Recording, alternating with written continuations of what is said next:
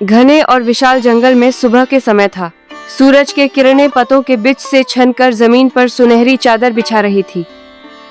यह जंगल 2 हिस्सों में बटा था।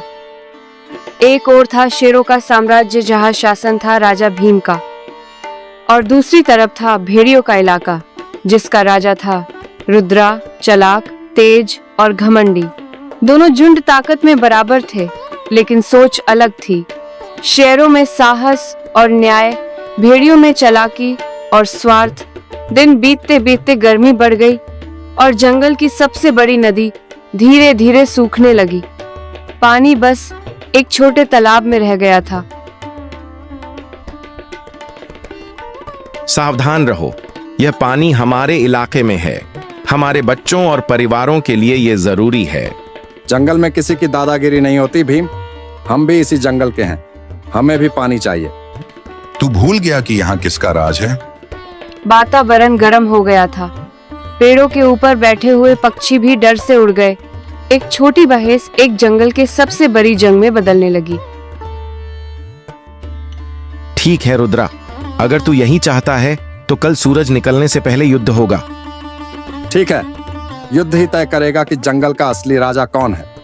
रात को शेरों के गुफा में सभा बुलाई गई। भीम बीच में बैठा था। चारों ओर उनके वफादार दोस्त चाकी, राकी और पिनाकी। हम युद्ध नहीं चाहते, क्योंकि असली ताकत अपने स्वभाव को काबू में रखना है। लेकिन अगर कोई हमारी सीमाएं लांघेगा तो हम चुप नहीं बैठेंगे। राजा जी, हम सब आपके साथ हैं। शेरों का खून कभी डरना नहीं जानता। भीम ने सबके आंखों में देखा और बोला, युद्ध से पहले कोशिश करनी होगी कि शांति बनी रहे। अगर रुद्रा समझ जाए तो यह जंगल फिर से खुशहाल रहेगा। उधर रुद्र अपने साथी के साथ अंधेरे जंगल में योजना बना रहा था। आग की लौ उसके चेहरे पर पड़ रहे थे और उसके आंखों में चालाकी चमक रही थी। शेर ताकतवर जरूर हैं, पर उनकी एक कमजोरी है, वे सीधी राह चलते हैं। हम छाया बनकर हमला करेंगे, रात में जब वे सो रहे होंगे। भेड़िया के साथी खूब हंसते हैं। राजा रुद्रा, शेरों को पता भी नहीं चलेगा कि क्या हुआ। याद रखो, ये जीत ताकत से नहीं, दिमाग से मिलेगी। एक बड़ा गहरा और रहस्यमय जंगल था। इस जंगल में कई जानवर रहते थे, मगर उनमें सबसे ज्यादा सामान पाता था वीरू बैल। वीरू कद काठी में बहुत बड़ा था। उसकी गर्दन चौड़ी और सींग बेहद मजबूत थे, लेकिन उसके बारे में सबसे खास बात थी उसकी बुद्धि। जंगल के जानवर अक्सर किसी मुश्किल में फंस जाते तो वीरू ही समाधान देता। उसकी शांत आवाज और सोच समझकर बोलने की आदत के कारण हर कोई उसे मान देता था। इसी जंगल में रहता था गर्जन सिंह, जंगल का शेर। उसकी दहाड़ सुनकर दूर दूर के जानवर तक कांप जाते थे। मगर इस बार जंगल में कुछ ऐसा हुआ जिसने गर्जन सिंह को भी कमजोर कर दिया। कई महीनों से बारिश नहीं हुई थी, नदियां सूख गई, तालाब धूल से भर गए, पेड़ों की पत्तियां भूरी पड़ने लगी। खाना और पानी दोनों का संकट शुरू हो गया। छोटे जानवर तो इधर उधर भागकर अपना गुजारा कर लेते थे, लेकिन बड़े शिकारी जैसे शेर, उनके लिए शिकार ढूंढना बहुत मुश्किल हो गया था। गर्जन सिंह कई दिनों से भूखा था। उसकी आंखें थक गई थीं, चाल धीमी पड़ गई थी और अब वो किसी भी समय गुस्से में फट सकता था। उधर वीरू बैल सूखी घास खाकर अपना दिन निकाल रहा था। भले ही जंगल में कमी थी, मगर वीरू हर परिस्थिति में संयम बनाए रखता था। उसी समय टीटू बंदर पेड़ से उल्टा लटक कर बोला, वीरू भैया, आज जंगल में माहौल कुछ अजीब है। गर्जन सिंह को मैंने चट्टान के पास घूमते देखा, वो बहुत गुस्से में है। वीरू ने सिर उठाकर कहा, शायद भूखा है। भूखा जानवर कभी भी खतरनाक हो सकता है। नूरी हिरनी भी पास आई। उसने तेज आवाज में कहा, मुझे लगता है वो किसी बड़े जानवर की तलाश में है। तुम्हें सावधान रहना चाहिए। डरने की नहीं, सोचने की जरूरत है। जंगल के दूसरी तरफ गर्जन सिंह ने वीरू को देखा। इतना बड़ा, इतना विशाल बैल, उसके भीतर भूख गर्जने लगी। अगर मैं इसे मार लूं, तो कई दिन पेट भरेगा।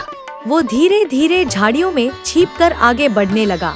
उसके पैरों की आवाज को जमीन तक महसूस नहीं कर पाई। वीरू दूर खड़ा था, मगर उसकी बुद्धि ने खतरे का एहसास तुरंत करा दिया। अचानक गर्जन शेर झाड़ियों से कूदकर बाहर आया। तैयार हो जाओ वीरू, आज तुम मेरे भोजन बनने वाले हो। टीटू और नूरी दूर से कांपते हुए ये दृश्य देख रहे थे। उन्हें लगा कि आज वीरू का अंत हो जाएगा, लेकिन वीरू ने भागने की कोशिश नहीं की। वो शांत रहा, जैसे उसे सब पता था कि क्या होने वाला है। शेर करीब पहुंचा ही था कि वीरू ने धीमी और गहरी आवाज में कहा, रुक जाओ गर्जन, मुझे मारकर तुम्हारा पेट सिर्फ कुछ दिनों के लिए ही भरेगा, लेकिन अगर मैं तुम्हें एक ऐसी जगह दिखा दूं जहां रोज खाना मिले तो। शेर रुक गया। भूख ने उसके दिमाग को लालची बना दिया था। कहाँ है वो जगह, जल्दी बताओ। मेरे साथ चलो, धैर्य रखोगे तो फायदा होगा। पहले शिकार दिखाएगा, फिर मैं इसे भी खा जाऊंगा। वीरू शेर को लेकर जंगल के एक अलग हिस्से में ले गया, जहाँ पेड़ ऊंचे थे, जमीन नरम थी और दूर से पानी की हल्की आवाज आ रही थी। टीटू और नूरी दूर से उनका पीछा कर रहे थे ताकि वीरू पर नजर रख सकें। रास्ते में गर्जन बेचैन था। ये रास्ता अजीब लग रहा है, तुम मुझे सच में कहाँ ले जा रहे हो? बस थोड़ी देर और।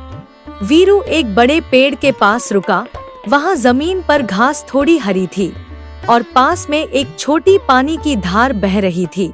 गर्जन ने चारों तरफ देखा। ये जगह शांत थी, लेकिन उसे कोई शिकार नहीं दिखा। यहाँ तो कोई जानवर ही नहीं, तुमने मुझे धोखा दिया। गर्जन, मैंने तुम्हें बचाया है, क्योंकि इस जंगल के कई रास्तों पर भूखे जानवरों को देखते ही हमला करने वाले समूह घूम रहे हैं। अगर तुम वहीं जाते तो फंस जाते। मैं तुम्हें यहाँ इसलिए लाया ताकि तुम सुरक्षित रहो और समझ पाओ। गर्जन का गुस्सा थोड़ा कम हुआ। और मुझे भूख का क्या? यहाँ करीब ही एक छोटा तालाब है जहाँ रोज छोटे जानवर पानी पीने आते हैं। तुम चाहो तो वहीं शिकार कर सकते हो। भूखे दिमाग से लिए फैसले हमेशा गलत होते हैं। गर्जन कुछ सेकंड चुप रहा। उसकी आंखों में पहली बार शर्म दिखी। टीटू और नूरी भी पास आ गया। गर्जन सिंह, वीरू ने आपकी जान बचाई है। और अगर वीरू चाहता तो आपको खतरे की जगह भेज सकता था, मगर उसने नहीं किया। गर्जन ने सिर झुकाया। मैंने तुम्हें कम आंका वीरू, तुम सच में बुद्धिमान हो। सिख, ताकत से बड़ी होती है बुद्धि। सही सोच बड़ा से बड़ा खतरा भी टाल देती है। भूखा और गुस्सैल मन गलत फैसले कर देता है, इसलिए संयम ही सबसे बड़ी ताकत है।